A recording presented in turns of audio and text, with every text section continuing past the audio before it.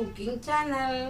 ನಾನು ರುಚಿಯಾಗಿನೂ ಮತ್ತು ಹೆಲ್ದಿಯಾಗಿನೂ ಇರೋಂಥ ಸೋರೆಕಾಯಿ ರೊಟ್ಟಿ ಮಾಡ್ತಾಯಿದ್ದೀನಿ. ಗರಿಗರಿಯಾಗಿ ತಿನ್ನೋಕ್ಕೆ ಟೇಸ್ಟ್ ಆಗಿರುತ್ತೆ. ನೋಡಿ ಹೆಂಗೆ ಏನೇನು ಬೇಕು ಅಂತ ಹೇಳ್ತೀನಿ. ಅದಕ್ಕೆ ಸೋರೆಕಾಯಿ, ಈರುಳ್ಳಿ, ಹಸಿಮೆಣಸಿನ್ಕಾಯಿ ಮತ್ತು ಕರಿಬೇವು ಹಾಕಿದ್ದೀನಿ. ಇದ್ರಲ್ಲಿ ಕಟ್ ಮಾಡಿ ಹಾಕಿದ್ದೀನಿ. ಕೊತ್ತಂಬರಿ ಸೊಪ್ಪು, ಖಾರಕ್ಕೆ ಎಷ್ಟು ಬೇಕು ಖಾರದ ಪುಡಿ, ತೆಂಗಿನ ತುರಿ, ಜೀರಿಗೆ, ಉಪ್ಪು, ರೊಟ್ಟಿ ತಟ್ಟಕ್ಕೆ ಎಣ್ಣೆ, ಎಷ್ಟು ಅಕ್ಕಿ ಹಿಟ್ಟು ಸೇರುತ್ತೆ ಅಷ್ಟು ಉಪಯೋಗಿಸೋಕ್ಕೆ ಅಕ್ಕಿ ಹಿಟ್ಟು. ಈ ಥರ ಕಟ್ ಮಾಡಿ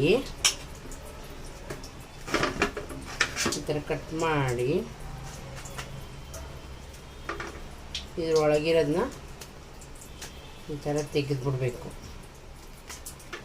ಈ ಬೀಜ ಪಾಟು ಯೂಸ್ ಮಾಡಬಾರ್ದು.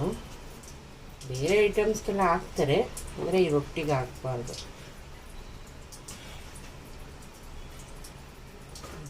ಈ ಥರ ಎಲ್ಲ ಒಳಗಡೆ ಇರೋ ತಿರುಳೆಲ್ಲ ತೆಗೆದಿಟ್ಟಿದ್ದೀನಿ.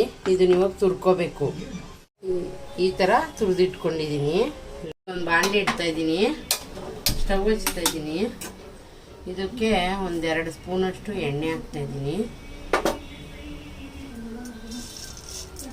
1 ಸ್ಪೂನಷ್ಟು ಜೀರಿಗೆ ಹಾಕ್ತಾಯಿದ್ದೀನಿ. ಬಾಣಲೆ ಇಟ್ಟು ಎಣ್ಣೆ ಹಾಕಿ ಸ್ವಲ್ಪ ಜೀರಿಗೆ 1 ಸ್ಪೂನ್ ಹಾಕಿ ಇದಕ್ಕೆ ಸೋರೆಕಾಯಿ ಹಾಕ್ತಾಯಿದ್ದೀನಿ. ಸ್ವಲ್ಪ ಸೋರೆಕಾಯಿನ ಬಾಡಿಸ್ಬೇಕು, ಇಲ್ಲಾಂದರೆ ಅದು ಒಂಥರ ಎಳ್ದಂಗೆ ಆಗುತ್ತೆ. ಇದರಲ್ಲಿರೋ ನೀರಿನ ಅಂಶ ಸ್ವಲ್ಪ ಬಾಡೋ ತನಕ ಈ ಥರ ಹುರ್ಕೋಬೇಕು.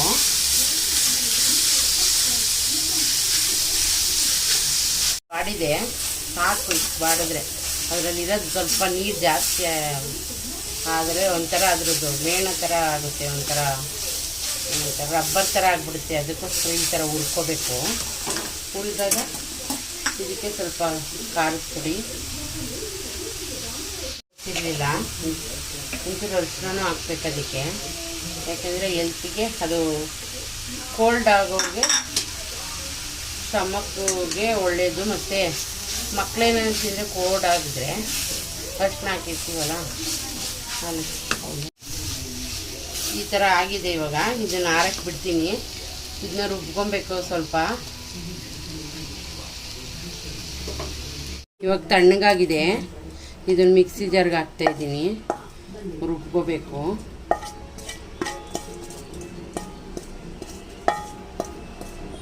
ಈ ಥರ ರುಬ್ಕೋಬೇಕು. ಇಷ್ಟು ತುಂಬ ನೈಸ್ ಏನು ಬೇಡ, ಒಂದು ಸ್ವಲ್ಪ ತರ್ತರಿಯಾಗಿ ಇದ್ರೂ ಪರವಾಗಿಲ್ಲ. ಇಲ್ಲ ನೀವು ನೈಸಾಗಿ ರುಬ್ಕೋತೀನಿ ಅಂದರೆ ನೈಸಾಗಿ ರುಬ್ಕೋಬೋದು, ಅದ್ರದ್ದೇನು ತೊಂದರೆ ಇಲ್ಲ. ಹೆಂಗಾದರೂ ಇವಾಗ ಅದನ್ನ ಒಂದು ಪಾತ್ರೆಗೆ ಹಾಕೋತಾ ಇದ್ದೀನಿ. ಹಿಟ್ಟು ಮಿಕ್ಸ್ ಮಾಡಬೇಕಲ್ಲ ಅದಕ್ಕೆ. ಇವಾಗ ಇದನ್ನು ಜಾರೆಲ್ಲ ಕ್ಲೀನ್ ಮಾಡ್ಕೊಳ್ಳೋಕ್ಕೆ ಸ್ವಲ್ಪ ಒಂದು ಅರ್ಧ ಗ್ಲಾಸಷ್ಟು ನೀರು ಹಾಕ್ಕೊಂಡು ಜಾರೆಲ್ಲ ಅದೆಲ್ಲ ಫುಲ್ಲು ಬೇಕು. ಇದಕ್ಕೀಗ 1 ಕಪ್ಪು 1 ಬೌಲು ಅಕ್ಕಿ ಹಿಟ್ಟು, ಜೀರಿಗೆ ರುಬ್ಬಕ್ಕೂ ಹಾಕಿದ್ದೀನಿ. ಮಧ್ಯ ಸಿಕ್ಕರೆ ಚೆನ್ನಾಗಿರುತ್ತೆ ಅಂತ. ಈರುಳ್ಳಿ 1 ಕಪ್ಪು, 2 ಮೀಡಿಯಮ್ ಸೈಜ್ ಈರುಳ್ಳಿ ಹಾಕಿದ್ದೀನಿ.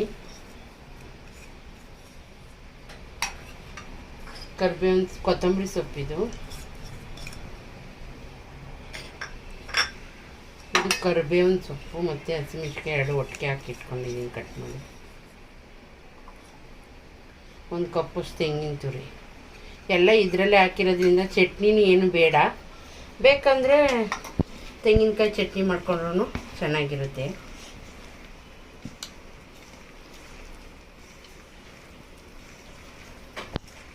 ನೋಡಿ ಕಲರ್ ಕೂಡ ಚೆನ್ನಾಗಿದೆ ಅಲ್ಲ. ಮಕ್ಕಳಿಗೆ ಸೋರೆಕಾಯಿ ತಿನ್ನಿ ಅಂತ ತರಕಾರಿ ಸಾಂಬಾರ್ಗೆ ಹಾಕಿದ್ರೆ ಮಕ್ಕಳು ತಿನ್ನಲ್ಲ. ಅವ್ರಿಗೆ ಈ ಥರ ಗೊತ್ತಿಲ್ದಂಗೆ ಮಾಡಿಕೊಟ್ರೆ, ಓ ನಮ್ಮಮ್ಮ ಏನೋ ಬೇರೆ ಥರ ಮಾಡಿದ್ದಾರೆ ಅಂತ ಆಸೆ ಪಟ್ಕೊಂಡು ತಿಂತಾರೆ. ನನ್ನ ಕೆಲಸ ಮಾಡೋ ಹತ್ರ ಒಂದು ಸರ್ತಿ ಕಾಂಪಿಟೇಷನ್ ಇಟ್ಟಿದ್ರು. ಆವಾಗ ನಾನು ಈ ರೊಟ್ಟಿ ಮಾಡಿದ್ದೆ. ನನಗೆ ಪ್ರೈಸ್ ಕೂಡ ಬಂದಿತ್ತು ಒಂದು. ಇದೆಲ್ಲ ಅಕ್ಕಿ ಹಿಟ್ಟನ್ನು ಹಾಕ್ತಾಯಿದ್ದೀನಿ. ನಾನು ಅರ್ಧ kg ಅಷ್ಟು ಸೋರೆಕಾಯಿ ತೊಗೊಂಡಿದ್ದೆ. ಅದಕ್ಕೆ ನಾನು ಹಾಕಿರೋದು ಒಂದು ಅರ್ಧ ಗ್ಲಾಸಷ್ಟು ನೀರು ಹಾಕಿಲ್ಲ, ಜಾರ್ ತೊಳೆಯಕ್ಕೆ ಹಾಕಿರೋದು. ಬೇಕಾದರೆ ನೀವು ನೀರು ಹಾಕಿದ್ರೆ ಏನಂದರೆ ರೊಟ್ಟಿ ಅಷ್ಟು ಚೆನ್ನಾಗಿ ಬರೋಲ್ಲ. ಈ ಥರ ಮಿದ್ಕೋಬೇಕು ಚೆನ್ನಾಗಿ. ಉಪ್ಪು ಹಾಕ್ಕೋಬೇಕು ರುಚಿಗೆ ತಕ್ಕಷ್ಟು.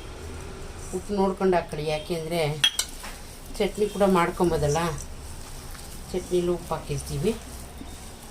ಚಟ್ನಿ ಬೇಡ ಅಂದವರು ಈ ಥರ ಮಾಡಿ ಫ್ರಿಜ್ಜಲ್ಲಿ ಇಟ್ಕೊಂಡ್ರೆ ಬೆಳಗ್ಗೆ ಮಕ್ಳಿಗೆ ಬಾಕ್ಸ್ಗೆ ಏನು ತಿಂಡಿ ಮಾಡೋದು ಏನು ಮಾಡೋದು ಅಂತ ಅಂದ್ಕೊಂಡ್ರೆ ಹಿಂದಿನ ದಿನ ನೈಟೇ ರೆಡಿ ಮಾಡಿಬಿಟ್ಟು ಇಟ್ಕೊಂಡ್ರೆ ಬೆಳಗ್ಗೆ ಎದ್ದು ತವ ಮೇಲೆ ರೊಟ್ಟಿ ತಟ್ಟಿದ್ರೆ ರೆಡಿ ಆಗುತ್ತೆ. ಮಕ್ಕಳಿಗೆ ಬೇಗ ಲಂಚ್ ಬಾಕ್ಸ್ಗೆ, ಮಧ್ಯಾಹ್ನ ಲಂಚ್ಗೂ ಚೆನ್ನಾಗಿರುತ್ತೆ, ಬ್ರೇಕ್ಫಾಸ್ಟ್ಗೂ ಚೆನ್ನಾಗಿರುತ್ತೆ. ಯಾಕೆಂದರೆ ಚಟ್ನಿ ಮಾಡಿದ್ರೆ ಅಳಸೋಗುತ್ತೆ ಅಂದರೆ ಇದರಲ್ಲೇ ಉಪ್ಪು ಖಾರ ಮಧ್ಯೆ ಮಧ್ಯೆ ಈರುಳ್ಳಿ ತೆಂಗಿನ ತುರಿ ಎಲ್ಲ ಹಾಕಿದ್ದೀವಲ್ಲ, ಹಾಗಾಗಿ ಎಲ್ಲ ಚೆನ್ನಾಗಿರುತ್ತೆ. ಇದು ನಾನೇ ಓನಾಗಿ ಮಾಡಿದ್ದು, ಕಲ್ತ್ಕೊಂಡಿದ್ದು. ಈ ಥರ ಮಾಡಿ ತೊಟ್ಟೋದು ಹೆಂಗೆ ಅಂತ ಹೇಳ್ತೀನಿ. ಸ್ವಲ್ಪ ಎಣ್ಣೆ ಸರ್ಕೋಬೇಕು ಆದಮೇಲೆ ಈ ಥರ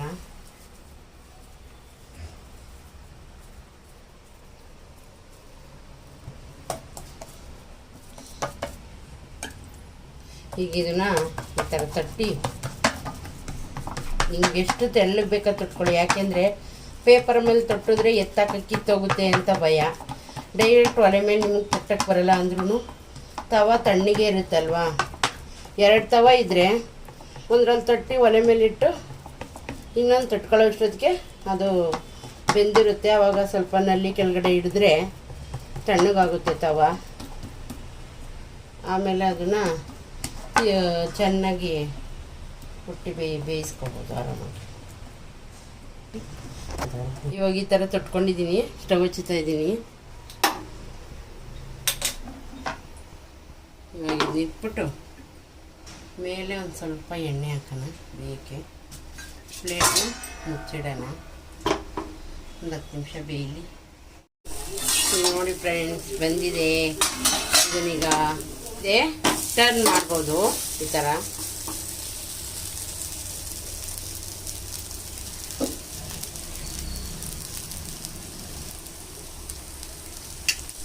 ಇವಾಗ ಉಲ್ಟಾ ಮಾಡಿ ಎಣ್ಣೆ ಹಾಕಿ ಸ್ವಲ್ಪ ಬೇಯಿಸ್ತಾ ಇದ್ದೀನಿ. ತೆಳ್ಳಗೆ ಬೇಕಾದರೂ ತೊಟ್ಕೊಬೋದು, ದಪ್ಪ ಬೇಕಾದರೂ ತೊಟ್ಕೊಬೋದು. ನನಗೆ ತೆಳ್ಳಗಿದ್ರೆ ಇಷ್ಟ, ಅದಕ್ಕೆ ತುಂಬ ತೆಳುವಾಗಿ ಮಾಡ್ತೀನಿ ರೊಟ್ಟಿ ನಾನು.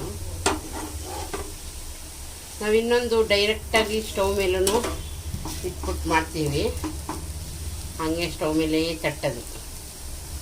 ಅಕ್ಕಿ ಹಿಟ್ಟು, ರಾಗಿ ಹಿಟ್ಟು ಇಷ್ಟು ಬೆಂದಿದೆ, ಸಾಕು. ಇನ್ನೂ ಬೇಕಂದರೆ ಗರಿಗರಿಯಾಗಿ ಬೇಯಿಸ್ಕೊಳ್ಳಿ.